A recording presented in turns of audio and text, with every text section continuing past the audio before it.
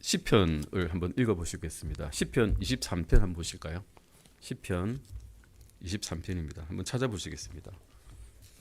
우리 잘 알고 있는 우리 찬송가에도 많이 나오는 그런 시편이라서 정말 아름다운 언어들로 주옥같은 언어들로 기록되어 있고 또 심지어는 짧기까지 합니다.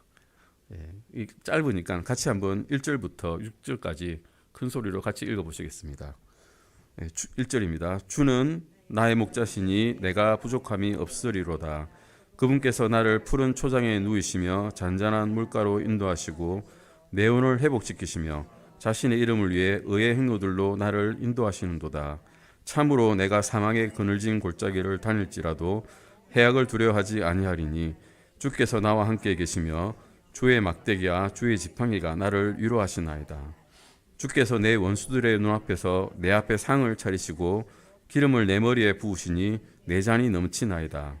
내 평생의 선하심과 긍휼이 정녕 나를 따르리니 내가 주의 집에 영원히 거하리로다. 아멘. 이 시편 23편은 단 6절로 이루어진 짧은 시입니다. 하지만 한 절 한 절 그냥 넘어갈 수 없는 귀한 말씀들로 이루어져 있습니다. 23편이 이제 시편의 대표적인 시편이라고 알려져 있고 또 사람들이 가장 좋아하는 시편으로 알려져 있습니다. 왜 그런지 한번 볼까요? 이제 서론입니다. 시편 23편의 역설이라고 이제 화면에 나와 있는데요. 이 시편은 다윗이 자기가 왕궁에서 편하게 거할 때 지은 시가 아니라고 알려져 있습니다. 자기가 오히려 부족할 때 지었다는 시란 거죠. 우리는 사실 모든 것이 풍요한데, 실제로는 풍요한데 우리 예전에 비하면 제가 어릴 때만 해도 이런 시설 있는 교회는 본 적이 없거든요. 빔 프로젝터가 나온 것도 대단했는데 이제 이 대형 TV가 나오는 이런 TV에서 추우면 히터가 나오고 더우면 에어컨이 나오는 이런 시설을 상상도 못 해본 그런 시절을 보내고 왔는데, 하지만 지금 이 시간대에 모든 사람들은 다 자신의 부족함을 호소하고 있습니다. 실제로 결핍과 갈증의 시대라는 겁니다. 인류 문명은 정말 화려하고 풍요하고 물질적인 번영을 누리고 있는데도 불구하고 우리의 영혼들은 점점 부족하고 모자라다고 오히려 호소하고 있습니다. 무엇을 가져도 충분하지 않고 어디를 가도 안식하지 못하는 이런 부족함의 정서는 우리의 삶의 모든 능력을 잠식하고 있습니다. 이렇게 부족하다고 느끼는 이유는 크게 네 가지라고 이렇게 생각하는데요. 처음에는 기대한 바에 모자란다는 겁니다. 내가 기대는 이만큼 크게 했는데 지금 현실은 그만큼 안 된다는 거죠. 거기서 1만 모자라도 우리는 부족하다라고 느끼게 됩니다. 둘째는 관계 간의 문제입니다. 관계 간의 상처가 있다는 거죠. 믿었던 이가 배신하고 가까운 사람이 비난을 할 때, 또는 내가 바라기를 바랬던 그런 대접을 못 받을 때, 이럴 때 나는 실망을 하고 나는 부족하다라고 느끼게 됩니다. 셋째는 환경적인 결핍입니다. 남들과 비교하면서 느껴지는 물질적인 부족, 또 생활의 불편함이 우리를 좀 위축시킵니다. 마지막으로 질병입니다. 예기치 못한 건강의 이상이나 경제적인 손실은 우리 삶을 아주 밑뿌리부터 흔들면서 우리를 절망의 심연으로 몰아넣습니다. 하지만 오늘 이 시편 저자인 23편의 저자인 다윗은 이 모든 결핍을 다 가지고 있었습니다. 다 가지고 있던 시기에 주님께 고백을 했습니다. 1절에서 이렇게 말씀하시죠. 주는 이렇게 말하죠. 주는 나의 목자시니 내가 부족함이 없으리로다. 아멘. 이 저자는 얼마큼 쫓겨다니는 줄 아십니까? 사울이 몇 년 동안 왕위에 있었을까요? 10년입니까? 20년입니까? 30년입니까? 40년 있었습니다. 저는 사울이 그렇게 오래 왕자에 있었을 거라고 생각지 못했습니다. 물론 다윗도 나중에 40년 동안 통치를 하게 되지만 사울도 다윗 못지않게 오랫동안 이스라엘을 통치했습니다. 그 40년 동안 다윗은 내내 쫓겨다녔습니다. 40년 동안 광야에서 도망자로 지내야 됐고 아무것도 없는 그런 그 황막한 곳에서 농사를 지을 수도 없고요. 어디 맛있는 간식을 먹을 수도 없는 그런 곳에서 40년 동안 쫓겨다니면서 살았다는 겁니다. 블레셋 가문 등 이방 민족과 끊임없는 전쟁 속에서 죽음의 고비도 끊임없이 보냈습니다. 왕이 된 후에도 그는 결코 평안하지 못했습니다. 왕이 되면 어땠습니까? 압살롬이 반역했죠. 예, 압살롬이 반역 때 자기 아들, 자기가 정말 사랑하는 진짜 잘생긴 아들, 모든 사람들이 흠모하는 아들이 자기를 배신하면서 그때 맨발로 울면서 궁을 떠났습니다. 자기의 첩도 다 남겨두고요. 가는 길에도 신하 시므이는 저주를 했습니다. 믿었던 신하마저도 저주를 했죠. 사울을 생각해서 살려줬던 그 신하들, 불쌍해서 살려줬던 신하들이 자기를 저주하였습니다. 이런 산전수전을 겪으며 인생의 쓴자를 마신 다윗이 오늘 본문 1절에서 내가 부족함이 없으리로다 라고 고백을 했습니다.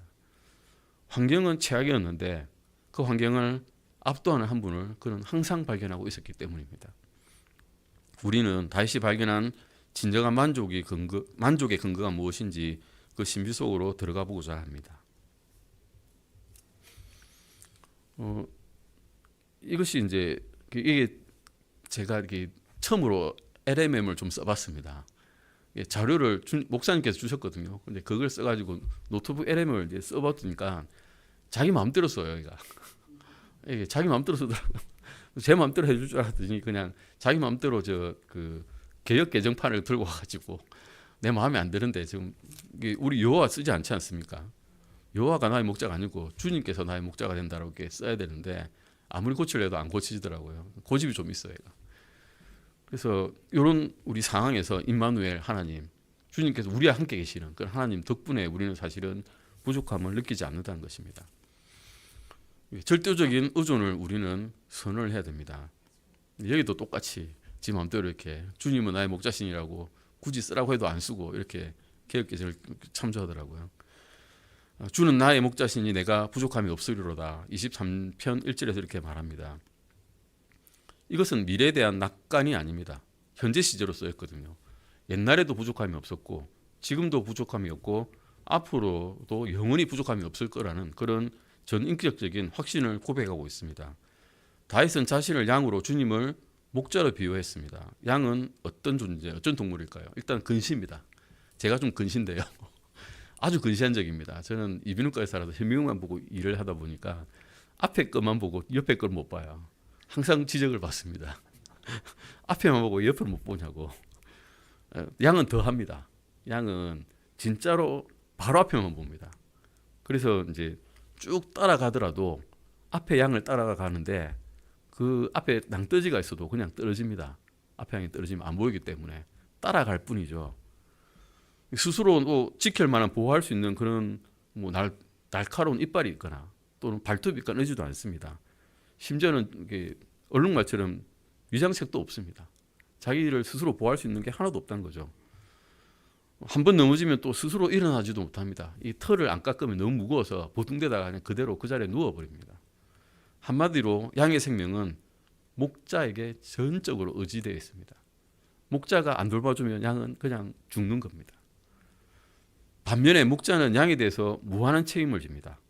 양이 어디에서 먹어야 될지, 어디서 쉬어야 될지, 맹수로부터 어떻게 보호해야 될지를 목자는 이미 다 알고 있습니다. 다윗이 아마 이 지점을 본 것 같습니다. 나는 똑똑하지도 않고 내가 가진 것도 없지만 군대들의 주님께서 나의 목자가 되어주시기 때문에 나는 안전하다라고 고백을 하고 있습니다. 저는 사실 군대들의 주라는 말에 되게 의문을 가졌어요. 군대들의 주가 나하고 무슨 상관이 있어? 라고 생각했는데 군대가 뭐 하는 역할을 하죠? 지키는 역할을 합니다. 국민을 지키는 역할을 합니다. 예, 나를 지키시는 주는 군대들의 주이십니다. 아멘.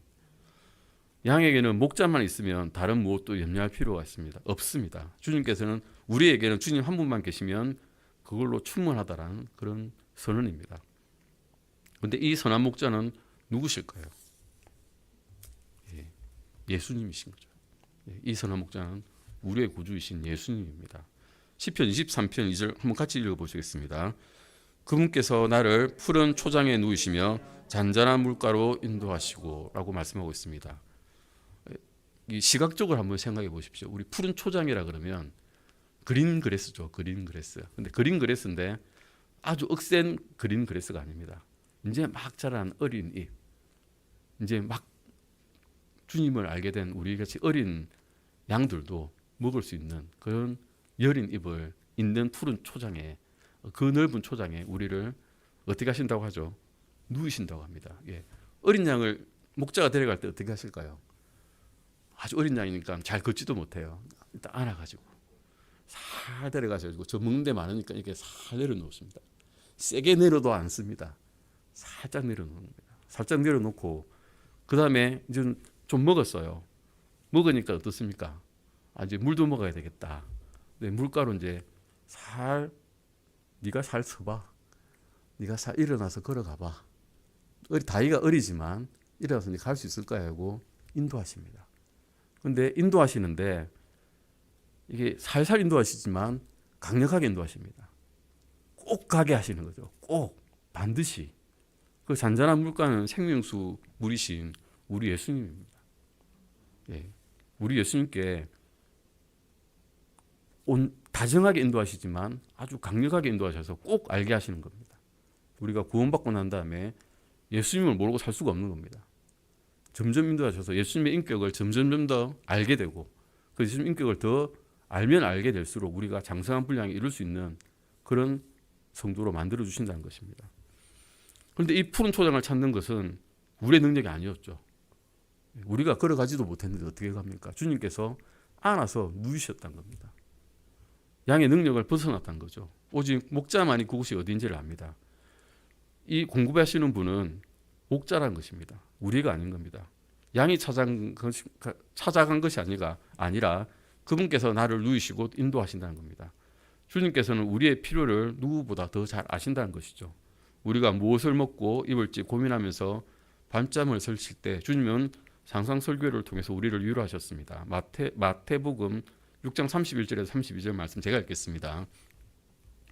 그러므로 염려하여 이르기를 우리가 무엇을 먹을까, 혹은 우리가 무엇을 마실까, 혹은 우리가 무엇을 입을까 하지 말라. 이 모든 것은 이방인이 구하나니 너희 하늘 아버지께서는 이 모든 것이 너희에게 필요하다는 것을 아시느니라 라고 말씀하셨습니다.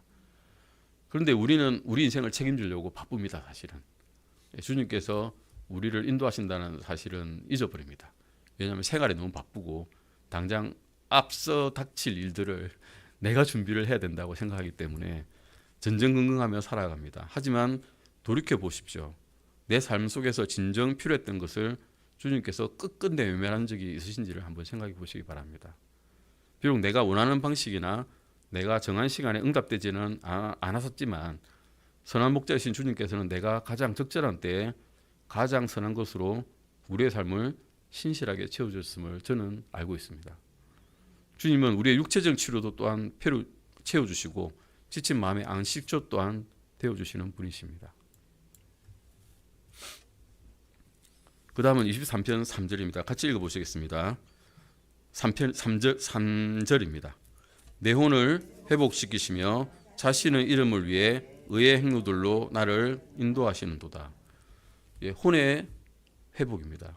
예, 주님께서는 단순히 배만 불려주시지 않습니다. 그분은 깨지고 상한 우리의 내면을 만지시고 우리를 올바른 목적지로 이끄시는 영혼의 의사이십니다. 이 회복은 사실은 리펜턴스하고 거의 똑같은 말입니다. 회개하고 같습니다. 회복은 회개입니다. 우리가 회복되었다 이 말은 내가 예전에는 이런 식으로 걷고 있었는데 나쁜 길이죠. 사망의 길로 걷고 있었는데 거기서 180도 나를 돌려서 주님께서 계신 생명의 길로 간다는 겁니다. 그게 회복된다는 것이죠. 다윗도 이런 회복을 겪었습니다. 사울왕의 추격에 지쳐서 엔게디 동굴 깊이 숨어서 숨을 쉬고 있을 때 또 아들에게 쫓겨서 기드론 시내를 건널 때 그의 혼은 완전히 무너져 내렸습니다. 그러나 주님께서는 그때마다 그를 다시 일으켰습니다. 이사야서 40장 29절에 31절 말씀을 한번 같이 찾아보시겠습니다. 이사야서입니다. 이사야서 40장 29절에서 31절까지의 말씀입니다. 예, 이사야서 40장 29절에서 31절까지입니다. 같이 읽으시겠습니다. 그분께서 기진한 자에게 능력을 주시고 힘이 없는 자들에게 힘을 더하시느니라. 소년들이라도 기진하고 피곤하며 청년들도 완전히 쓰러질 것이나 주를 기다리는 자들은 자기 힘을 회복하리니 그들은 독수리같이 날개치며 올라갈 것이요 달려가도 피곤하지 아니하고 걸어가도 기진하지 아니하리라. 아멘. 우리의 혼이 회복되어야 하는 이유는 분명합니다. 그것은 우리로 하여금 의의 행로로 걷게 하기 위함입니다. 사무엘기상 24장에서 보시면 다윗이 엔게디 동굴 안쪽 어두운 곳에 숨어 있었습니다. 그런데 자신을 죽이려고 사울 왕이 그 동굴로 홀로 돌아왔습니다. 다윗의 부하들은 이때다. 주님께서 기회를 주셨다. 죽이십시오. 이랬거든요. 그랬을 때 다윗이 만약에 인간적인 계산에 사로잡아 있었으면 그는 어떻게 했을까요? 당장에 죽였겠죠. 때가 이때밖에 없는데 혼자 있고 아무런 무방비 상태고 사실 그때 변을 보러 들어간 거잖아요. 사울 왕이 혼자서 앉아 있는데 아무 힘도 없잖아요. 방할 능력도 없는 그런 상황에서 다윗은 그렇게 하지 않았습니다. 그는 그런 상황이나 사람의 선동에 휘둘리지 않았습니다. 사울이 원수였지만 주의 기름 부은 자라는 그런 영적인 사실을 직시했습니다. 그래서 사울을 죽이는 대신에 조용히 그의 옷자락을 베었습니다. 그런데 나중에는 그 옷자락 뺀 것도 마음 아파했습니다. 그것마저도 그는 해서는 안 됐는데 라고 생각을 했습니다. 사무엘상 24장 6절에서 보시면 그렇게 말했습니다. 그가 자기 사람들에게 이르되 내가 내 주인인 주의 기름 부은 받은 자에게 이 일을 행하는 것 즉 그를 대적하려고 내 손을 내미는 것을 주께서 금하시나니 그는 주의 기름 부음 받은 자니라 하며라고 했습니다. 이것이 바로 의의 행로라고 주님께서 말씀해 주십니다. 나의 감정과 이익을 따르는 길이 아니고 하나님의 통치와 그분의 이름을 높여드리는 길을 의의 행로라고 우리는 알 수 있습니다. 주님은 우리를 위로하신 뒤 또 다시 세우시고 우리가 세상의 방식이 아닌 하느님의 방식으로 승리하도록 인도해 주신다는 것입니다. 아멘. 그 다음 23편 4절 한번 읽어보실까요? 시편 23편 4절 같이 읽으시겠습니다. 참으로 내가 사망의 그늘진 골짜기를 다닐지라도 해악을 두려워하지 아니하리니 주께서 나와 함께 계시며 주의 막대기와 주의 지팡이가 나를 위로하시나이다. 푸른 초장만 있으면 얼마나 좋겠습니까? 삶이 기쁨으로 차 있으면 얼마나 좋겠습니까? 그런데 여러분들도 다 이 음침한 골짜기를 한 번씩 지나가셨을 겁니다.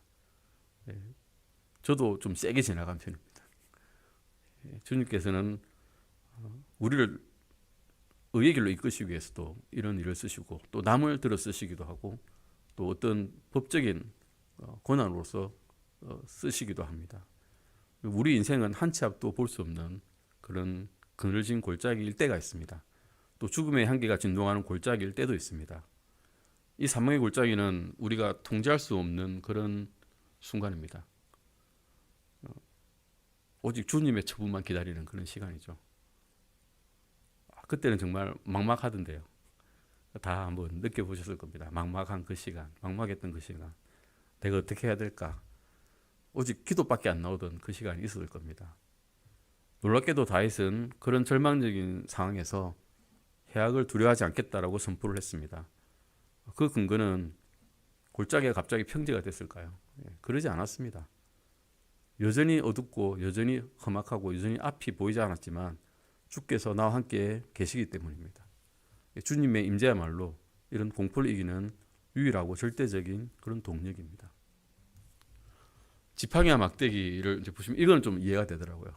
저는 지팡이와 막대기가 똑같은 건 줄 알았거든요, 사실은. 근데 지팡이는 이렇게 앞이 굽어 있어가지고 양이 어디 절벽으로 떨어지려고 하면 목을 확 휘감아가지고 끌어당기고, 막대기는 늑대 같은 게 오면 저 쇠 박혀 쪽에 보시면 쇠가 탁탁 박히지 않습니까? 두드리면 죽겠죠, 개들이. 크게 다치거나 이렇게 이제 쫓겨나가게 하는 그런 도구들을 주님께서는 쓰신다는 겁니다. 그런데 문제는 막대기로 저를 칠 때도 계시지 않을까 겁이 좀 날 때도 있습니다. 이끄실 때는 지팡이, 누군가로부터 보호할 때는 막대기를 들어 쓰신다는 겁니다. 우리를 보호하시고 우리가 잘못된 길로 가지 않도록 세밀하게 또 간섭하고 계십니다. 이 23편 보시면 나라는 말이 굉장히 많이 나옵니다. 나 그리고 나의 소유격이 굉장히 많이 나오죠. 주님은 나의 목자시라 그러지 너의 목자라고 안 합니다. 나의 이 굉장히 위로가 되는 말입니다. 나의 목자시니까 나를 인도하시는 겁니다. 나를 일일이 신경 써주시는 그런 목자시란 겁니다. 고난의 한복판에서 우리는 우리를 붙들고 계신 주님의 손길을 가장 뜨겁고 선명하게 경험해 보셨을 겁니다. 23편 5절도 같이 읽어보시겠습니다. 주께서 내 원수들의 눈앞에서 내 앞에 상을 차리시고 기름을 내 머리에 부으시니 내 잔이 넘치나이다. 아멘. 반전의 은혜라고 이야기하는데요. 이게 원수들 앞에서 이제 승리했다는 것을 보여주십니다. 주님은 우리를 골짜기에서 간신히 빠져나오게 하는 분이 아니란 겁니다. 그분은 우리를 대적하던 자들 앞에서 당당하게 승리의 축배를 들게 하는 그런 무적의 하나님이십니다. 다윗의 평생에는 원수들이 끊이지 않았습니다. 사울 왕도 사실 원수에 속했고 아들 압살롬도 원수를 속했고 시므이도 그랬고 전쟁터에 그런 수많은 적들도 원수에 속했습니다. 하지만 주님께서는 그런 원수들이 시퍼렇게 눈을 뜨고 지켜보는 그런 한복판에서 다윗을 위해서 풍성한 잔치상을 베풀어 주셨습니다. 이는 주님이 다윗의 손을 들어주셨고 그가 주님의 사람임을 온 천하에 입증을 하셨습니다. 우리의 삶에서도 우리를 까닭 없이 비방하거나 적대하는 사람과 사람들이 있을 수 있습니다. 그런데 우리는 그들과 직접 맞서 싸울 필요가 전혀 없습니다. 모든 것을 보고 계시고 또 주관하시는 주님께 맡겨드려야 합니다.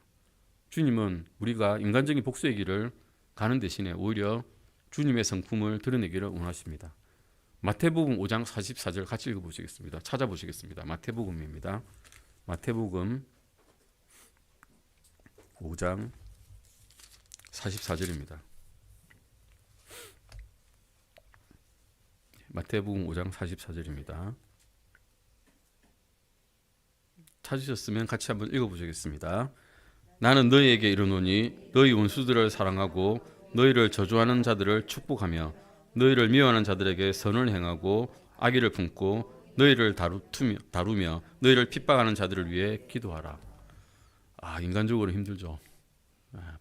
불가능한 인간적으로는 그런 일입니다. 그런데 그들이 주님을 믿지 않을 때 그들의 머리 위에는 진노의 불길이 하나님의 진노가 쌓여 있습니다. 오히려 그게 불쌍하게 느껴져야 사실 하나님께서 마땅히 여기는 의의 행로로 걷는 사람들이라고 보시는 것 같습니다. 우리의 본성으로는 불가능한 명령이지만 우리 안에 계신 목자의 마음이 우리를 장악할 때 우리가 원수 앞에서도 여유롭게 잔치를 즐길 수 있는 하늘의 평강을 얻게 된다는 것입니다. 내 잔이 넘치나이다라고 하는 이 고백은 영어로 뭘까요? 내 잔. 내 잔. 옆에 적어놨죠. My cup입니다. My cup이 어떻다고 되어 있죠? runs over라고 되어 있죠. 개역 개정에는 overflow로 됐을 거예요. runs over란 말은 넘치는 거죠. 그냥 물을 부었는데 흘러서 옆으로 다 퍼지는 겁니다. 넘쳐가지고. 근데 우리의 성령의 마음이 성령님께서 주신 마음이 이렇게 넘쳐야 사실 다른 사람들한테 베풀 수가 있습니다. 안 넘치는 내만 딱 갖고 있을 정도로 조금밖에 성령이 없으면 성령님께서 마음을 우리에게 그렇게밖에 우리가 안 갖고 있으면 베풀 수 있는 마음이 안 생기는 거죠.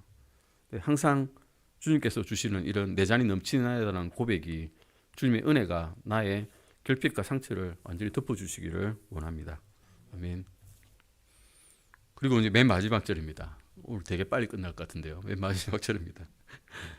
같이 읽으시겠습니다. 내 평생의 선하심과 긍휼이 정녕 나를 따르리니 내가 주의 집에 영원히 거하리로다. 아멘. 이 말씀이 되게 그냥 한글로 읽으면 그냥 그럴 수도 있죠. 이렇게 생각이 드는데요. 이게 앞에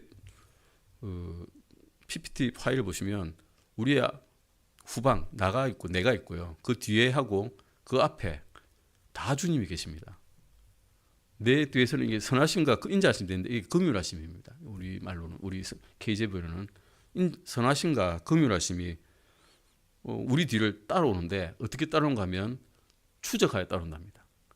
추적을 하는데 우리 속도보다 훨씬 빠르게 내가 가는 것보다 더 빠르게 뒤에서 인자하심과 선하심과 긍휼하심이 따라옵니다. 추적해서 금방 잡아버리시죠. 그리고 앞에서는 우리의 목자이신 주님께서 앞에 길 이미 지나가셨습니다. 하늘로 이미 길을 만드셔서 이미 가셨죠. 그래서 뒤에서 주님의 은혜와 앞에서는 또 우리 주님의 영광이 지켜보고 있는 것입니다. 그래서 우리가 이렇게 고백을 하는 거죠. 내 평생의 선하심과 긍휼함이 정녕 나를 따르니 내가 주의 집에 영원히 거하리로다 라고 담대히 말할 수 있는 겁니다. 조용히 따라오시는 게 아닙니다. 강력하게 따라오신다는 겁니다. 그리고 빠르게 따라오시는 거죠. 우리가 주님을 잊고 방황할 때도, 또 고난에 지쳐서 주저앉아 있을 때도 주님의 선하심과 그 긍휼은 결코 우리를 포기하지 않고 끝까지 추적하고 우리를 붙드신다는 겁니다. 아멘. 그 집요한 사랑의 추적, 그 집요한 사랑의 추격에 이르는 종착역이 바로 주의 집입니다. 이 앞에서 보시면 1절에서는 목자시니까 내게 부족함이 없다 그랬고, 두 번째는 나를 푸른 초장에 누우셔서 실컷 배불리 먹게 하셨습니다. 그 다음에는 주의 사망의 그늘에 가더라도 골짜기를 다닐지라도 해악을 두려워하지 않도록 하셨고, 주의 지팡이와 막대기가 우리를 보호해 주셨습니다. 그리고 원수들 앞에서 상을 차리셨죠. 잔치상입니다. 먹고 마시고 있습니다. 그게 주의 집입니다. 만약에 손님이 우리 집에 들어와가지고 먹고 마시고 잔치를 베풀면서 나 집에 안 갈래요 이러면 어떻게 할까요? 예, 쫓아내야죠. 근데 주님은 그렇게 하지 않으십니다. 주님은 우리를 의롭게 보아주시고 나의 자녀들아 하시면서 우리를 그 집에 영원히 살도록 해주신다는 것입니다. 아멘. 그럼 우리를 푸른 초장으로 인도하셨던 그분은 마침내 우리를 눈물도 고통도 없는 영원한 하늘 저수로 입성시킨다는 것입니다. 사랑하는 성도 여러분, 이제 종합판입니다. 결론이죠. 우리는 부족함 없는 삶에 대해서 나눴습니다. 하지만 부족함 없는 삶이란 것이 고난이 면제되거나 또는 문제가 완전히 해결된 그런 삶이 아닙니다. 다윗처럼 사방에서 적들이 공격하고 또 사망의 골짜기를 지날지라도 군대들의 주님이신 그 주님께서 나의 목자이신 삶을 겪는 그런 부족함이 없는 삶입니다. 지난 날을 돌아보시면 주님께서 우리의 필요를 신실하게 채우셨고 상처 입은 혼을 만지셨고 골짜기 같은 위기 속에서도 우리와 함께 하시는 하나님 임마누엘로 함께 하셨습니다. 그 놀라운 은혜에 우리는 항상 감사드릴 뿐입니다. 그리고 다가올 날에도 환경이나 우리 자신을 바라보지 말고 우리의 선한 목자이신 주님만을 바라보면서 나아가시기를 바랍니다. 주님이 우리의 목자이시기에 우리의 삶에는 결코 부족함이 없을 것입니다. 내가 주의 집에 영원히 거하리로다. 이 말씀, 이 영광스러운 소망의 닻을 내리고 목자와 함께 힘차게 믿음의 길을 가는 저와 여러분이 되시기를 주 예수 그리스도의 이름으로 기도드립니다. 기도하시겠습니다.